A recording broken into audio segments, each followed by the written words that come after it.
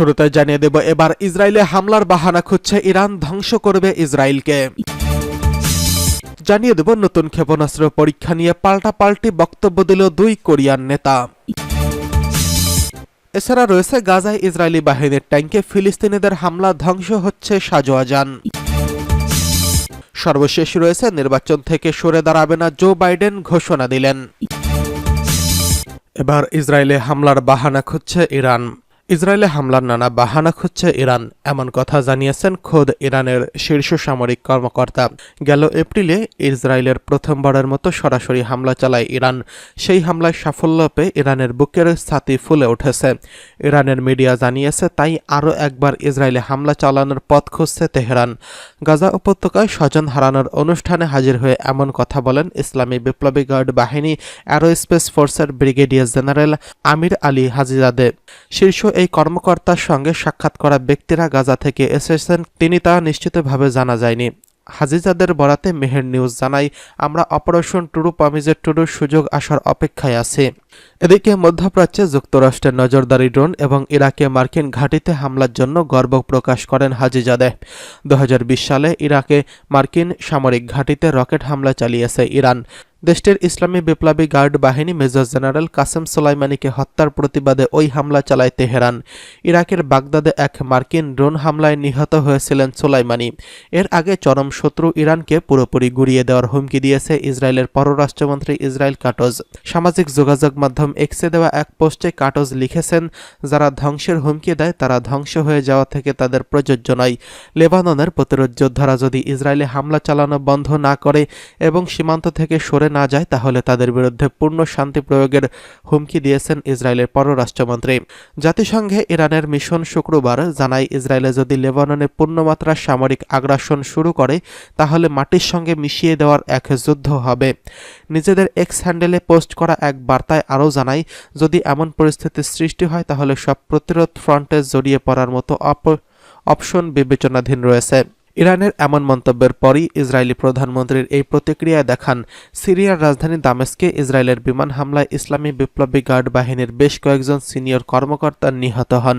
এর জবাবে গেল 14 এপ্রিল কয়েকশো মিসাইল দিয়ে ইসরায়েলের হামলা চালায় ইরান। এমন নজিরবিহীন হামলায় হসকচিয়ে ওঠে ইসরায়েল।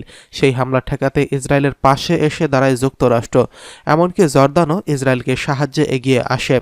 তবে লেবাননের প্রতিরোধ যোদ্ধাদের সঙ্গে ইসরায়েলের যুদ্ধের সম্ভাবনা ইরানকে টেনে নিতে পারে।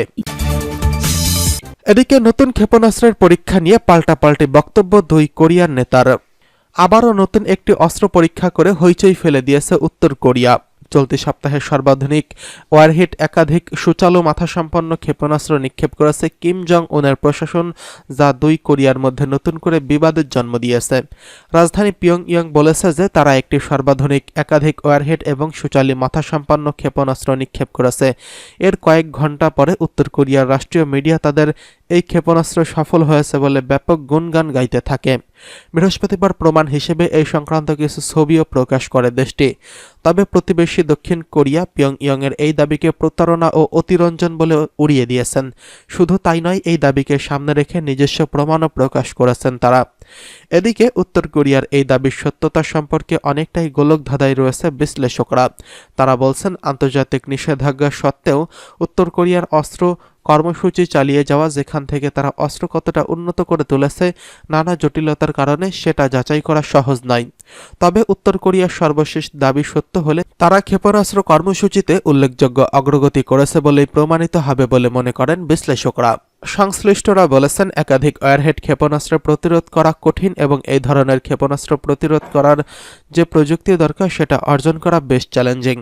বর্তমানে শুধু যুক্তরাষ্ট্র এবং 1960-এর দশকে এই ধরনের প্রযুক্তি তৈরি করা যুক্তরাজ্য, ফ্রান্স, রাশিয়া এবং চীনেরও এই ধরনের ক্ষেপণাস্ত্র প্রতিরোধের সক্ষমতা রয়েছে বলে জানা গেছে। পিয়ংইয়ং এখন এই ঘোষণা করেছে তারা এমন সক্ষমতা অর্জনের কাছাকাছি পৌঁছে গেছে। বিশেষজ্ঞরা উত্তর কোরিয়ার এই দাবিকে উড়িয়ে দিচ্ছেন না। তারা বলছেন, দেশটির কিছু সময়ের জন্য MIRV সক্ষমতা অর্জনের সম্ভাবনা রয়েছে। MIRV হল আলাদাভাবে একাধিক লক্ষ্যে নিক্ষেপ করা যায় এমন পুনঃপ্রবেশকারী যান।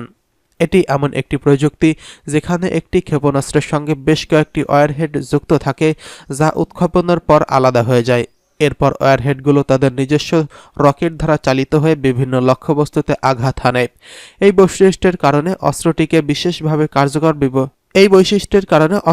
বিশেষভাবে কার্যকর বলে বিবেচনা করা হয়। উত্তর কোরিয়ার দাবি, প্রতিটি ওয়ারহেড তাদের লক্ষ্যবস্তুতে সঠিকভাবে আঘাত হেনেছে।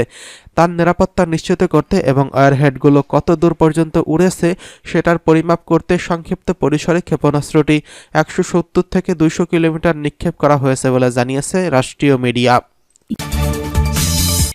এবার গাজায় ইসরায়েলি বাহিনীর ট্যাঙ্কে ফিলিস্তিনিদের হামলা। গাজায় নতুন করে অভিযান শুরু করেছে ইসরায়েল। এলাকা ফাঁকা করতে নতুন আদেশ দেওয়ার পর ইসরায়েল এই অভিযান শুরু করেছে। তবে অভিযান চালাতে গিয়ে ফিলিস্তিনিদের হামলার মুখে পড়েছে ইসরায়েলি বাহিনীর 2টি ট্যাঙ্ক। প্রতিবেদনে বলা হয়েছে, গাজার দক্ষিণাঞ্চলের বাসিন্দাদের এলাকা ছাড়ার নির্দেশের পর সেখানে নতুন করে অভিযান শুরু করেছে ইসরায়েল। অভিযানের আগে এলাকাটিতে ব্যাপক পানি সংকট তৈরি করেছে তারা। ইসরায়েলের অভিযানের কারণে নিরাপদ আশ্রয় ছুটতে শুরু করেছে ফিলিস্তিনিরা। স্থানীয় বাসিন্দারা জানিয়েছে, দক্ষিণ শহর রাফাতে ফিলিস্তিনি যোদ্ধা এবং ইসরায়েলি সেনাবাহিনীর মধ্যে রাতভর সংঘর্ষ হয়েছে। নতুন এই অভিযানে সেন্ট্রাল ও উত্তর গাজায় অন্তত 12 জন নিহত হয়েছেন বলে জানিয়েছে স্বাস্থ্য বিভাগের কর্মকর্তারা। রয়টার্স জানিয়েছে, রাতভর সংঘর্ষে চলা এক এলাকায় ইসরায়েলি বাহিনীর ট্যাঙ্কের আগে কয়েকটি জেলা দখল করে নিয়েছে। ফলে বর্তমানে তারা পশ্চিম ও উত্তরাঞ্চলের দিকে অগ্রসর হচ্ছে। এতে করে লাখ লাখ বাস্তুচ্যুত মানুষের দুর্দশার বিষয়ে উদ্বেগ বাড়ছে। ইসরায়েলি সেনাবাহিনী জানিয়েছে, তারা নির্দিষ্ট লক্ষ্য ও গোয়েন্দা তথ্যের ভিত্তিতে অভিযান পরিচালনা করছে। এমনকি অভিযানে কয়েকটি সন্ত্রাসী স্থাপনা ও যোদ্ধাদের হত্যা শুরু করেছে। অন্যদিকে হামাসের সামরিক শাখা জানিয়েছে, তারা রাফার পশ্চিমাঞ্চলে ইসরায়েলি বাহিনীর 2টি ট্যাঙ্কে হামলা চালিয়েছে। এছাড়া সাজোয়া এলাকায় সেনাদের উপর হামলা চালিয়েছে। অন্যদিকে অপর যোদ্ধা গোষ্ঠী ইসলামিক জিহাদের সামরিক শাখা জানিয়েছে, তারা ইসরায়েলি সেনাবাহিনীর বুলডোজারের উপর হামলা চালিয়েছে। এছাড়া সাজোয়া এলাকায় ইসরায়েলি বাহিনীর অবস্থানকে লক্ষ্য করে হামলা চালানো হয়েছে। আসন্ন প্রেসিডেন্ট নির্বাচন থেকে সরে দাঁড়াচ্ছি না, ঘোষণা জো বাইডেনের। যুক্তরাষ্ট্রে আসন্ন প্রেসিডেন্ট নির্বাচন থেকে সরে দাঁড়াবেন না জো বাইডেন। এই নির্বাচনে তিনি প্রতিদ্বন্দ্বিতা করবেন। বুধবার 3রা জুলাই ডেমোক্র্যাটিক দলের নির্বাচনী প্রচারাভিযানে থাকা কিছু কর্তা ব্যক্তির সঙ্গে এক ফোনালাপে এসব কথা বলেন জো বাইডেন। গত বৃহস্পতিবার মার্কিন প্রেসিডেন্ট জো বাইডেনের সঙ্গে বিতর্কে ধরাশয়ী হওয়ার পর আগামী নভেম্বরের নির্বাচনে প্রতিদ্বন্দ্বিতা থেকে সরে দাঁড়াতে বাইডেনের উপর ক্রমেই চাপ বেড়েছে। এমনকি নিজের দল ডেমোক্র্যাটিক পার্টির ভেতরে থেকেও চাপের মুখে পড়েছেন তিনি। এমন পরিস্থিতিতেই বাইডেনের এই ফোন কলে বাইডেন নির্বাচন থেকে সরে না যাওয়ার ঘোষণা করেছেন। ট্রাম্পের বিরুদ্ধে নির্বাচনী দৌড় থেকে কেউ তাকে বাহিরে ঠেলে দিচ্ছে না। তিনি দলের মনোনীত প্রেসিডেন্ট প্রার্থী। এদিকে দলের অভ্যন্তরীণ এমন চাপের মুখে বাইডেন পদত্যাগ করতে পারেন এমন একটি আলোচনা চাউর হয়েছিল। তবে বুধবার এক প্রশ্নের জবাবে বিষয়টি নাকচ করে দিয়েছেন হোয়াইট হাউসের প্রেস সেক্রেটারি কারিন জন-পিয়ের। তার কাছে জানতে চাওয়া হয়েছিল বাইডেন পদত্যাগের বিষয়টি বিবেচনা করবেন কিনা। জবাবে কারিন বলেন, অবশ্যই না।